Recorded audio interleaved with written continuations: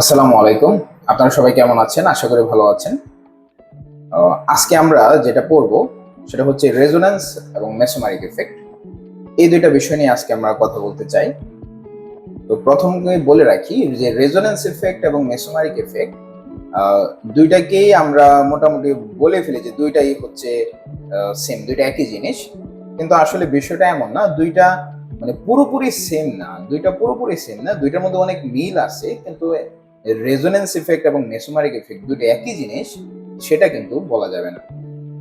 আচ্ছা, তো এগুলো নিয়ে আজকে আমরা কথা বলবো। তার আগে বলে নেই যে আমরা রেজোনেন্স বা মেসোমারিক ইফেক্ট এই সম্পর্কে মোটামুটি একটা আইডিয়া আমরা এইচএসসি তে পড়ে আসছি। ঠিক আছে, আমাদের ইন্টারমিডিয়েট লেভেলে রেজোনেন্স এবং মেসোমারিক ইফেক্ট নিয়ে কিছু আলোচনা ছিল। তো আমরা এখন যেটা শিখবো সেটা হচ্ছে তারই একটু এক্সটেন্ডেড ফর্ম আমরা একটু শিখবো। রেজোনেন্স এবং মেসোমারিক ইফেক্ট বলতে কি বুঝি এগুলো একটু জানার চেষ্টা করব। তো প্রথমেই আমরা রেজোনেন্স ইফেক্ট অথবা মেসোমারিক ইফেক্ট বুঝতে গেলে প্রথমেই আমাকে যেটা জানতে হবে সেটা হচ্ছে রেজোনেন্স অ্যাকচুয়ালি কি, সেটা নিয়ে আমাকে একটু কথা বলতে হবে।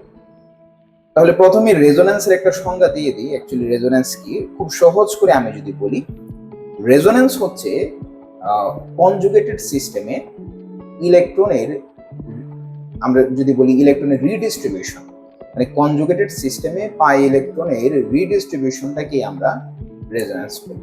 আমি আবারও বলি, রেজোনেন্স কি যদি সহজ করে বলি, তাহলে একটা কনজুগেটেড সিস্টেমে ইলেকট্রনের রিডিস্ট্রিবিউশনটাকে আমরা কি বলি, রেজোনেন্স হিসেবে আমরা চিনি বা রেজোনেন্স হিসেবে আমরা পড়বো আর কি। ইলেকট্রনের রিডিস্ট্রিবিউশনটাকে আমরা রেজোনেন্স পড়বো।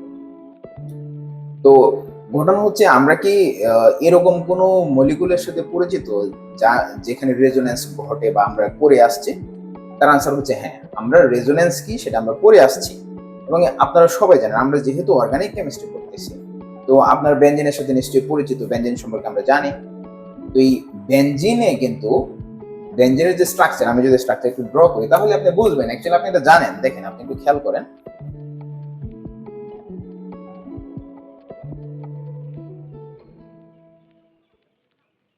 মনে করেন আমি বেনজিনের এই স্ট্রাকচারটা এখানে ড্র করলাম।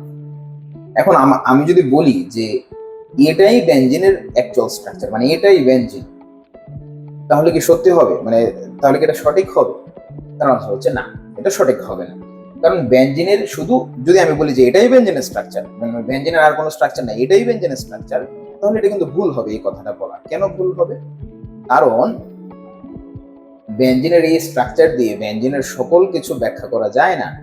ইভেন এখানে যে আপনি দেখতেছেন, আমি যদি বলি যে এটাই বেনজিনের স্ট্রাকচার, তাহলে হলো কি? তাহলে যে ঘটনাটা ঘটলো, আমি কি করলাম, যে এখানের এই পাই ইলেকট্রনকে আমি লোকালাইজড করে দিলাম, যে না এখানেই পাই বন্ধন আছে, আর কোথাও নাই। তাহলে এটা কিন্তু সঠিক না। এই জন্য দেখেন, কেউ যদি বেনজিনের স্ট্রাকচার এটা ড্র না করে, কেউ যদি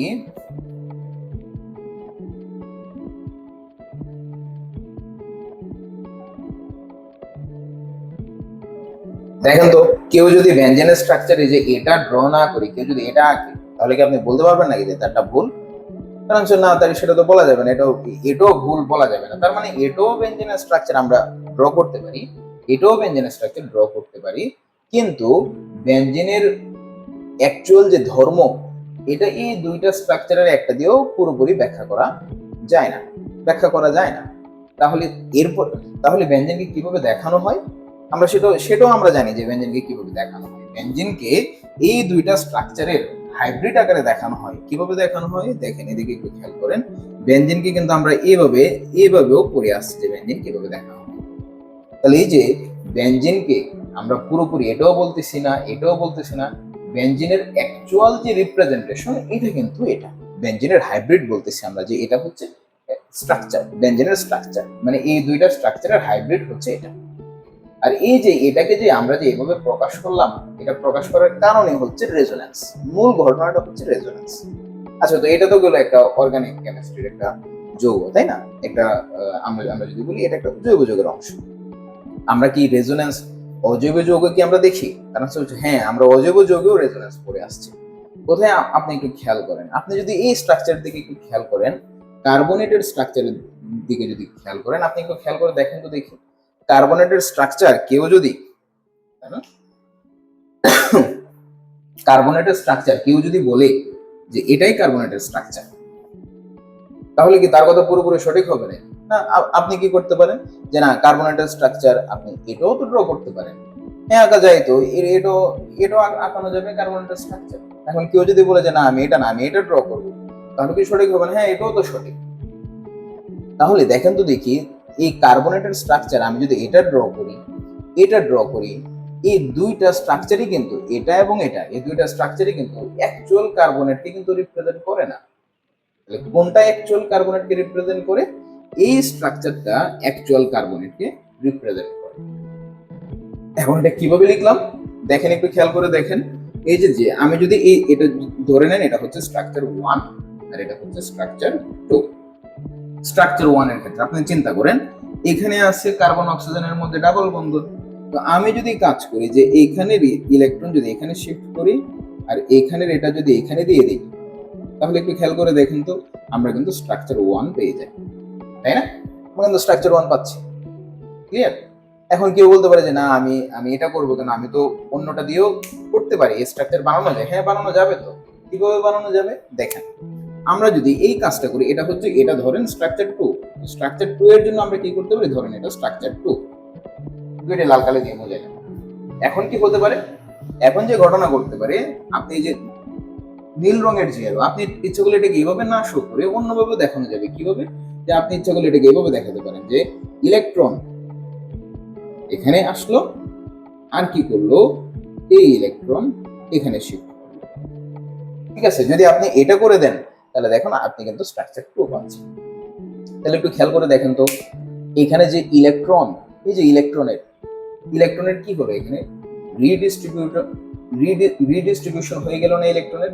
এখানে ইলেকট্রনের রিডিস্ট্রিবিউশন মানে ইলেকট্রন ডিস্ট্রিবিউটেড হয়ে গেছে, প্রত্যেকটা অ্যাটমের মধ্যে ইলেকট্রন কি হয়ে গেছে, রিডিস্ট্রিবিউটেড হয়ে গেছে। আর ইলেকট্রনের এই রিডিস্ট্রিবিউশনটাকেই আমরা বলি রেজোন্যান্স। কি বলি এটাকে? রেজোন্যান্স বলি। তার মানে ইলেকট্রনের রিডিস্ট্রিবিউশনটাকেই আমরা কি বলি, রেজোন্যান্স বলি। এবং এই জন্য ইলেকট্রনের রিডিস্ট্রিবিউশন কোথায় হবে, কখন হবে, সেটা কিন্তু কয়েকটা কন্ডিশনের উপর ডিপেন্ড করে। আর আমি এখানে কয়েকটা কন্ডিশন কিন্তু অলরেডি উল্লেখ করে দিয়েছি যে আমাদের এখানে দুইটা মেজর কন্ডিশন আছে, যেই কন্ডিশন যদি সে স্যাটিসফাই করে তাহলে ইলেকট্রনের রিডিস্ট্রিবিউশন ঘটবে, মানে রেজোন্যান্স ঘটবে। এখন আপনি একটু খেয়াল করেন এই কন্ডিশন দুইটা। কন্ডিশন হচ্ছে, প্রথম কন্ডিশন হচ্ছে সেম প্লেনে থাকতে হবে, এটা হচ্ছে প্রথম কন্ডিশন। দ্বিতীয় কন্ডিশন হচ্ছে কনজুগেশন থাকতে হবে। এখন দেখেন আমি কিন্তু রেজোন্যান্সের ডেফিনেশনেই বলছি যে কোনো একটা কনজুগেটেড সিস্টেমে ইলেকট্রনের রিডিস্ট্রিবিউশনটাকে আমরা কি বলতেছি, রেজোন্যান্স বলতেছি। তাহলে দেখেন তো এই কনজুগেটেড সিস্টেম, তার মানে আপনাকে কনজুগেশন সম্পর্কে ভালো আইডিয়া থাকতে হবে। কনজুগেশন সম্পর্কে আপনার যদি আইডিয়া থাকে তাহলে আপনি রেজোন্যান্স স্ট্রাকচার আপনি ড্র করতে পারবেন, খুব সহজে আঁকানো যায়। এখন প্রশ্ন হচ্ছে স্যার আপনি যে এখানে কনজুগেটেড সিস্টেম কি এখানে আছে, আপনি যে এই স্ট্রাকচারটা লিখছেন রেজোন্যান্স স্ট্রাকচারটা যে আমি লিখলাম এখানে কি কনজুগেটেড সিস্টেম আছে? তার আনসার হচ্ছে হ্যাঁ এখানে কনজুগেটেড সিস্টেম আছে। এখন প্রশ্ন হচ্ছে এটা কিভাবে আছে, আমি কিভাবে বুঝবো যে এটা হচ্ছে কনজুগেটেড সিস্টেম? আবার যদি কেউ প্রশ্ন করে যে স্যার আপনি তো বেনজিন একবার এটা ড্র করলেন একবার এটা ড্র করলেন তারপরে তাদের হাইব্রিড আপনি এটা লিখলেন, এখন ওদের মধ্যে কি কনজুগেটেড সিস্টেম আছে? আনসার হচ্ছে হ্যাঁ ওদের মধ্যেও কনজুগেটেড সিস্টেম আছে। এখন প্রশ্ন হচ্ছে তাহলে কিভাবে বুঝবো যে এটা কনজুগেটেড সিস্টেম এবং এখানে রেজোন্যান্স হবে, এটা কিভাবে বুঝবো? বোঝা যায়। আর এটার জন্যই আজকের আমাদের এই ক্লাস। তো আপনারা একটু খেয়াল করেন, এখানে আরেকটা কথা বলে নেই যে অনেকের মনে প্রশ্ন হতে পারে যে কার্বনের CO3 2- নেগেটিভ ছিল দুইটা, তো এই যে ওয়ানে স্ট্রাকচার 1-এ এখানেও নেগেটিভ দুইটা আপনি দেখতে পাচ্ছেন, এখানে একটা নেগেটিভ আছে, এটা এখান থেকে মুছে গেছে, দেখা এই যে এখানেও নেগেটিভ দুইটা। তো এখানে আসার পর এটা এমন হয়ে গেল কেন যে এটা এই যে -2/3 এরকম হয়ে গেল, এটা হয়ে যাওয়ার কারণ কি?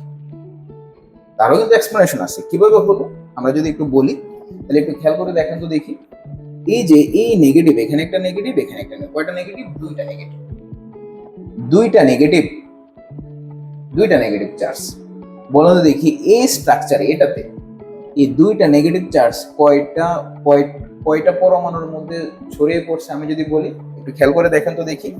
নেগেটিভ চার্জ কোথায় কোথায় আসছে আপনি একটু খেয়াল করেন। এই অক্সিজেনের উপরে নেগেটিভ চার্জ আসছে, এই অক্সিজেনের উপরে নেগেটিভ চার্জ আসছে, এবং এই অক্সিজেনের উপরেও কিন্তু নেগেটিভ চার্জ আসছে না? দেখেন, এই যে দেখেন, এটা স্ট্রাকচার 1, এটার উপরে নেগেটিভ, এই অক্সিজেনের উপরে নেগেটিভ চার্জ, এই অক্সিজেনের উপরে নেগেটিভ চার্জ।